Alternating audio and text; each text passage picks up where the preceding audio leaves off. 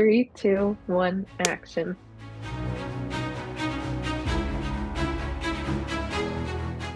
Welcome back to episode 9 of As Seen on Screen. I'm Gracie. And I'm Nicole, and this is your source for entertainment news, reviews, interviews, discussions, and more.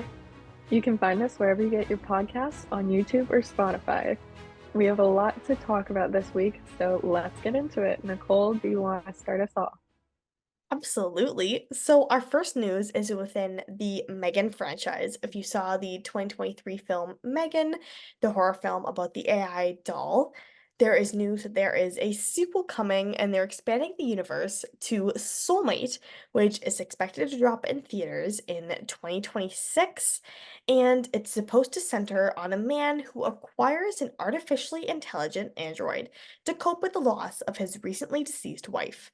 So, if you liked the M3GAN universe, if you liked the first M3GAN, there's another one coming in 2026. They're expanding it. What do you think about this, Gracie? I don't know.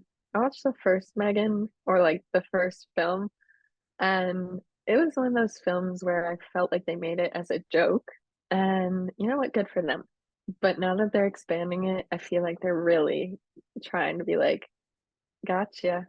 This is still a joke and it's still going because there's no way they took this seriously when they were coming up with it.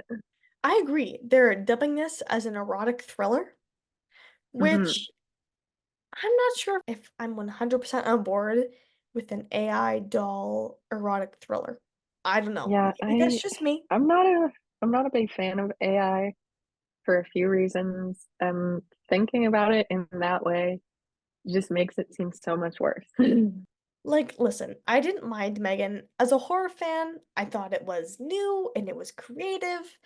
It wasn't my favorite by any means, but I thought it was good. I thought it was watchable. I don't know if we need to expand on the universe necessarily. That said, if there's a fan base for it, by all means, that's amazing for the fan base that there is. But past that, not sure how I feel about this. You know what? To each their own. To each Exactly. their own. Exactly. But But another fan base that is to each their own is the Housewives, the Real Housewives fan base, who we know Jennifer Lawrence is a huge fan of. yes. She is now taking that love further and well, she's starring in a Real Housewives inspired murder mystery for Apple and A24. How You do know you what? feel about that? I love this actually. I've never watched any of the Real Housewives shows. I think her passion for it is hilarious and equally amazing because she's an awesome actress. So I think this will be funny. I love that she's taking something she's so passionate about and turning it into a project that she loves. I think that's great. I think when actors and actresses turn a passion of theirs into a project, usually it always turns out really well when someone's like in any field you're in. If someone's passionate about something, odds are it's going to turn out even better than something that they're, wishy-washy about. So I think it's great that she's doing something that she really loves and feels strongly about. So I'm excited to actually watch this. I think she'll do a phenomenal job. She's always funny in her comedy roles, so I think this will be an enjoyable watch. What do you think? I'm excited for this because I love Jennifer Lawrence, but I also love her love for the Real Housewives and the Kardashians and all of that type of TV-ness. So to see her taking on this, I feel like she's the perfect candidate for this. Like there is no one who has shown that much passion in like genuine red carpet interviews that it has nothing related to. Like she is a certified yapper on this topic. So I am so excited. And I do love a good murder mystery. So But in other news, I feel like we bring her up every single week. But for Taylor Swift, big Taylor Swift fans had a great week at the Eras Tour for her third night at Wembley Stadium. She brought out Travis Kelce, her boyfriend, of course, for anyone who doesn't know. He came out as a backup dancer for one of her performances. Gracie, what do you think? I love this. I saw it and I immediately like sent it to you. I think it was the happiest I've ever been about us talking about this tour. I It was unexpected, but it was also like so girl boss on her part. because I don't want to bring him up, but I have to. Joe Alwyn. For those of you who don't know, London Wembley Stadium is like his home. So the fact that she waited three sold out shows, sang all these songs, especially the Torture Poet Department, um, and then brought out her boyfriend. Iconic. Listen, I think Travis is a great sport. Not only can you tell from the clips that he's just so into her shows and he's so proud of her for what he does, and he brings his family and he brings his friends to see the shows. I think that's the sweetest thing. And for him to get up on stage, to dance with her, to perform with her, I think that's amazing. I think that shows just how much he cares about her and he supports her career. So I think it's awesome that he did this. I think the clips that we saw from Wembley Stadium were just the sweetest thing. I loved how much he was into the choreography, and you can tell how much they rehearsed this, not only from the fact that he had his custom outfit and his red bottoms, but he also had like the choreography down pat. He knew his cues. I think it was sweet. I think it was amazing. I think that's equally exciting for them as a couple to be able to share their love like that on such a world stage like that, and to not only just have fun with it. I think that's awesome, and I think it was the sweetest thing. I loved how happy they both looked, but I also loved afterwards. There was a clip of him doing the choreography to Karma just in the stands. Yep. And I find that so funny because I'm waiting for the day that he comes on for that one. But also, it was so cute because Jason and Kylie were there as well. And they were having the time of their lives. I keep seeing fan clips, people meeting Jason like outside the stadium. I also saw for the New Heights podcast that Jason, people were saying a few comments about Jason referring to Kylie after she did the shoot a few months back in the green Leatherman jacket as Princess Kiana as a joke. And he referred to her as Princess Kiana in the New Heights podcast this past week. But then when he was talking about meeting Prince William and Charlotte and George as well. He just referred to them as Charlotte and George instead of Princess Charlotte. And people were kind of had some comments to say about him referring to Kylie as a princess, but not Charlotte. But I think it's just sweet because people are just kind of joking about that off of the Leatherman jacket shoot. And they both, Travis and Jason, had nothing but good things to say about the royal family. I think that's sweet. I love how they were talking about how they were confused whether they had to bow in front of them, if they didn't, if they joked about just being American idiots as a joke about shaking their hands and referring to them. So I think it's just funny. I think that they're totally embracing the world that Taylor is in, which I think is so sweet. They're just trying to do their best they can with meeting all these people and being like trying to get accustomed to the life that she is and meeting all the people she is internationally. So I think it's really sweet. And it's awesome that Travis is just trying to embrace his whole family in these meets and trying to get them into her world. But I love it. I also love that podcast he did where he was talking about just the relationship in general. And it was nothing but like positive things. Absolutely. I think it's awesome. Yeah. But to more movie news, anyone who is a fan of Freaky Friday, good news, we are getting a Freaky Friday 2 with Jamie Lynn Curtis, Lindsay Lohan, and Chad Montgomery are all returning as the original cast. I think this is awesome. I love the promo photos that they just released from on set of Jamie Lynn Curtis and Lindsay Lohan outside of their trailer. I think that's awesome. I think it's exciting. What they've shared from so far is Lindsay Lohan has a daughter in this film. So I think we're going to see the roles reversed a little bit of Lindsay Lohan and her daughter switching roles. Maybe Jamie Lee Curtis is going to be maybe on the outside of it. Who knows what it's going to look like?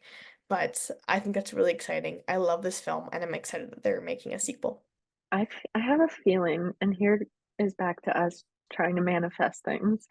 Um, I have a feeling that it's going to be a triple switch. Oh, love that. I agree with that actually. Hmm. Because they're not just going to leave out Jamie Lee Curtis. So I think triple switch, like kid goes into either Lindsay or Jamie, and then they go into the other ones. I don't know. I don't know how it's going to work, but there's definitely going to be a triple switch there. I think it's great because I think a lot of people had negative things to say about Lindsay Lohan with her switch between, I would say, like teenage years and adulthood and everything that happened with her. But I think definitely between the movies that she's filmed so far in the last few years, as well as Freaky Friday coming out, I think she's definitely making a huge comeback on the film scene. I think that's exciting. I've always been a huge fan. 100%. Yeah, I've always been a huge fan of Jamie Lee Curtis. I love her and everything she does. So I'm excited. I'm excited to see who plays Lindsay Lohan's daughter in the film. So Hmm. it'll be great to see what they do with this. Again, huge fan of the original, so it's exciting. I know Disney did like a remake of like somewhat of a remake of Yeah, Freddy a few years ago. Wasn't the greatest, so I'm really excited to see the original cast come back for this film to make a direct sequel from the original. But I think it's gonna be awesome. definitely another big one for the film world, Shrek. I never thought I would say that, but it's coming back for a fifth movie. I do want to take a moment to shout out the biggest Shrek fan, which is Nicholas Galitzine. Um, it always comes back to him somehow, but this is how I want him in Shrek 5. I want him in the donkey spinoff. I need this man to live out his dream because every interview I've seen of him with her, like, what is your favorite movie? He is like, if I'm not wrong, I'm pretty sure it's Shrek 2, which iconic. I'm gonna be real for a second, and I'm gonna say Shrek 2 because it's an amazing movie, and it's the best animated movie to ever exist, and I'm really passionate about this. And I think it's one of the few movies where the second one is better than the original, so yeah. So this is my official petition to get that boy out of Amazon and into this movie. You know what's funny? I've actually never seen Shrek 2. I've seen Shrek, Shut I've up. seen Shrek 3 and Shrek 4. I don't know how I haven't watched Shrek 2. Haven't seen it. So Dude, Shrek 2 is so good. I feel like now I need to That embrace better it. be your weekly watch next week. If it's not, Gracie's gonna be mad at me. So tune in next week to see if Gracie, fights me or not for that. Mhm. But another news, tons of movie news this week. We have Red One coming onto the scene with a theatrical release in November. It is Chris Evans, Dwayne Johnson, and J.K. Simmons as Santa Claus.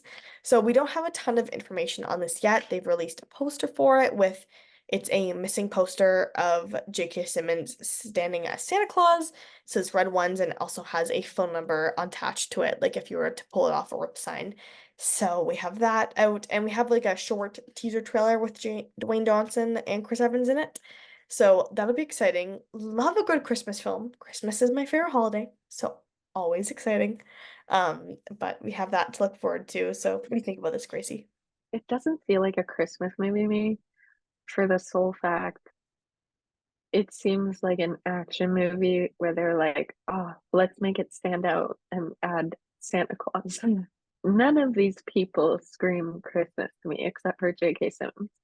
Um, he looks like a ripped Santa Claus, which is great. But I don't know. I'm just not feeling the Christmas vibe, but I feel like once I watch it, I will be good with it.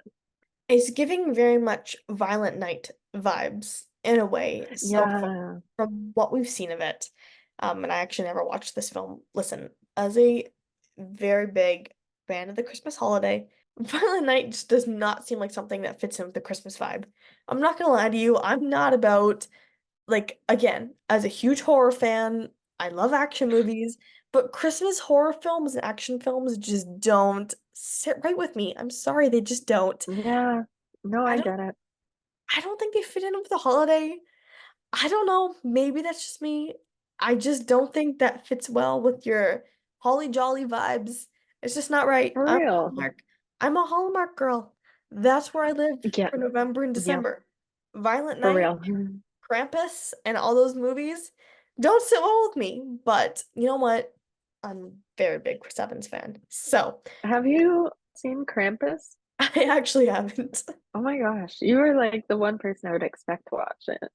I'm not fulfilling my shoes as a horror lover. I'm sorry. But Red One will be out this November, so we will see what that holds, but you know what? I'm willing to give it a chance. Like I said, Chris Evans fan all the way. I love Dwayne Johnson too, but at heart, I'm a Chris Evans girl, so we'll Mm, see. But what do we yeah, have? we're gonna give it a chance. But Gracie, what else do we have on our list? Next up, we have TV news instead of movies.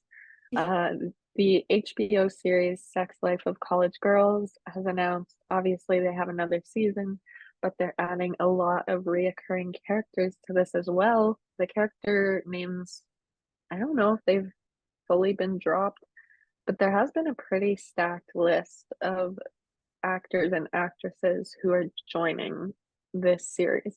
So, joining the cast of Sex Life of College Girls, we have Devin Craig, Ruby Cruz, Michael Provost, and Robbie Adel joining the cast.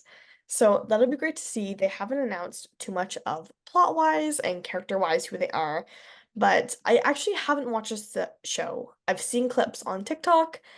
It looks funny. This is on my summer watch list. I just have not gotten to it yet. But, Grace, have you seen the show? No, I'm like you. I've watched it on TikTok and I see clips of Miss Renee Rapp all the time, but she's no longer on the show. So I have to get around to watching it. It's on my to be watched, but as we all know, that's a very long list. That's just a never-ending list for you and I, actually. Yeah, I still haven't finished Bridgerton. You haven't But even watched Fallout, so get out.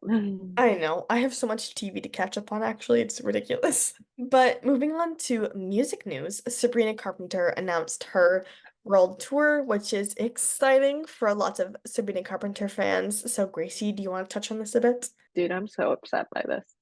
Not the fact that she's going on tour, but the fact that I literally sat, it was like Taylor Swift all over again, except this time I got a pre-sale code, so I had hope. And then I got in the queue. It said to get in 10 minutes before the queue opened. So I did. Yeah, And somehow I was still 11,000. that's rough. So by the time I got in, all the tickets were gone. It's funny because I didn't get a pre-sale code, and my friend signed up, but my friend lives in Victoria, BC. And so she sent me a text at it would have been like 9:45 her time. So it was 12:45 our time. Of course, tickets went on sale at 10 a.m. And she texted me the sale code, so I got onto it and it was just completely gray on Ticketmaster. Everything was sold out and I was like, wow. I Not I have a bone to pick with Spotify because I really enjoy that what she did was she actually had fan pre-sale for like Spotify top listeners yeah. and they got selection of the front row seats for cheaper prices, I believe. And I listened to her a lot, so I was expecting a code. I was ready, and I didn't get one, which whatever. Then at 11 a.m., when tickets are done sale, like the sales close, I get an email from Spotify saying, "Hey, you're one of her top listeners. Here's your code." Wow. I'm like, "The sale literally ended 30 minutes ago. I can't even get in to put this code in for front row tickets." Spotify messed up. Spotify said, let me come in late. I'm better late than never, actually. Literally, I looked at it and I was like, "This is of no use to me now because all of pre-sale is closed." So, Spotify, if you hear this, I would like tickets. It's funny because Gracie had texted me afterward. She's like, do you want Sabrina Carpenter tickets? I'm gonna try to log on. It's a 4 ticket limit, whatever. And I woke up at like 10:30. So it was past the time to begin with. And I texted her, I was like, oh, I'm okay, whatever. I'm like, did you get tickets? And she was like, no. No, I didn't. And I was I like, literally waited in the queue for a good like hour and a half just oh to man, get nothing. that's so bad. And then I was logged on at work too, trying to get it. And Last summer when I was buying our Taylor Swift tickets, I have you the say our Taylor Swift tickets, sorry. but I'm not going. So I mean yours. I meant my family by ours. That's my bad. But I've never felt pressure in my life like buying those tickets. I'm sitting at work, I'm sitting at my desk at work, I'm logged on, the queue is there, I'm stressed, like immensely stressed. I'm like, if I mess this up, it's on me because I made a big fuss to my family. I'm like, I'll be the ones to do it because it was either me or my dad. And I was like, listen, I'll do this. I can do it. And I'm sitting at work and I'm like, if I mess this up, this is the end of me. Like this is it. This is done. She And I said, get I'm on. done. I think I was like 8,000 in line. Like it was far back, but it was enough to be like, I'm gonna be okay. It's fine. It's gonna be okay. I get in, whatever, we get tickets, but I was like trying to look at the prices of 100s and 200s, but everything was gone. And as I was clicking on tickets, they were disappearing. And I was like, no. So Yes. I just bought 500 tickets and I was like, done, done. We're going there, whatever. I don't even care where we're sitting at this point. I just want to be in the building. We're fine. We're seeing it, whatever. But literally, when has Ticketmaster turned into this fight and war for tickets? Literally. But Yeah. anyways, speaking of music, what is your song of the week?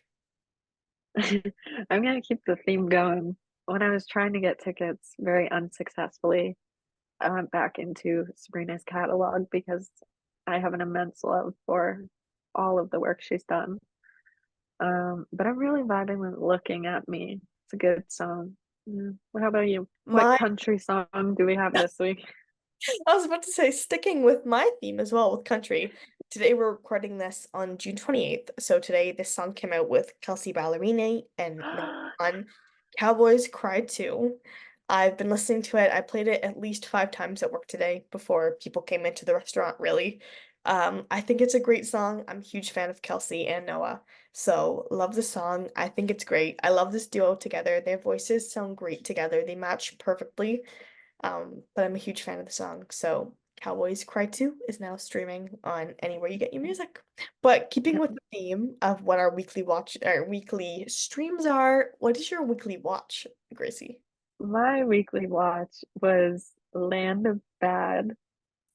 It was in theaters, but I didn't get to see it in theaters. And I found out it was on Netflix the other day, so I watched it. So it stars a lot of big names, which was really nice to see. Liam Hemsworth and Russell Crowe were the main duo. It follows a Delta Force team that is ambushed in enemy territory and a rookie officer refuses to abandon them. That's played by Chris Liam Hemsworth. I almost got it wrong because I was gonna say this in my review. It feels like a Chris Hemsworth movie in the way it's like Extraction kind of. I don't know if you've ever watched that, Yep. but it just gave off Extraction vibes. So when I say Liam, my mind thinks Chris, but it is Liam. And yeah, basically goes between him and Russell Crowe, who is an Air Force drone pilot and is basically his only eyes in the sky for this 48-hour survival battle type thing. And Liam is trying to get all of the people who have been kidnapped out from his team and still trying to survive because this is his first like big thing that he's been sent on. So long story short, it was heartbreaking movie at some point. Like I got really upset. Um, but that being said, it was very comedic and it did have a lot of really good action sequences. Like props to that whole stunt team and visual effects because it was just stunning and it made you feel like you were really in that whole atmosphere, which was scary and I would never survive. But all in all, a great movie. I think I gave it like a 4.5 on Letterboxd, and I only gave the 0.5 because it wasn't the ending that I wanted. So yeah, Land of Bad. It's on Netflix and Apple TV. What was yours, Nicole? Mine was actually something I was really excited to watch, The Bikeriders, which is in theaters now, starring Jodie Comer, Austin Butler, and Tom Hardy. I thought this movie was fantastic. I went in with high expectations, definitely met it. I think I gave it 3.5 stars on Letterboxd, I believe. Something I didn't know about this movie that it was based actually on a real life gang in the 60s and 70s, the Vandals in Chicago. I didn't know Mike Feist actually played the journalist, the photojournalist in the movie. based on the real life book that was made of the vandals in Chicago that was photographed throughout the 2 decades. And I thought they did a really good job with this movie. Jodie Comer did an outstanding job with her character, as did Austin and Tom. They just did an outstanding job with creating the emotions that came with these characters, the realistic elements of what came with being a wife to these men that were part of this gang, pretty much this biker gang. I just thought it was really heartfelt. They did a great job of showing the emotions of these men that played these like rock hard, strong men, being realistic about what these people went through. So I think it was awesome. Definitely worth the watch. So you can catch that in theaters now, The Bikeriders. So we are approaching the end of the episode, and as we always do, let's end with our upcoming releases. So hitting theaters Friday, July 5th, tomorrow, is Maxine, which is the end of the trilogy for this series. I haven't watched Pearl, but I did see X in theaters when it came out. Pearl is on my watch list for this week. Again, we film a week out, so I have to watch Pearl before I see Maxine in theaters because it has gotten rave reviews so far from critic viewings and press viewings. So I definitely need to see Maxine. And of course, it comes back to present time. And Maxine is trying to getting into more of her Hollywood actress phase. And we see more characters added to the trilogy. So I think it's going to be great. Again, it's gotten amazing reviews so far in pre-screenings. So that's exciting to see. So you can see that this Friday in theaters. Gracie, what is next on our list? So next up on our list is actually coming out the day before. July 4th is Till. It's coming to theaters. It is a murder action drama.